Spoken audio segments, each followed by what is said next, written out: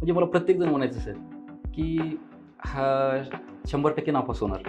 बरं. म्हणजे हा काय पासच होत नाही असं बोलायचं. मला काल परवापर्यंत मला इंग्रजीचं कॉंग्रॅच्युलेशनची स्पेलिंग येत नव्हती.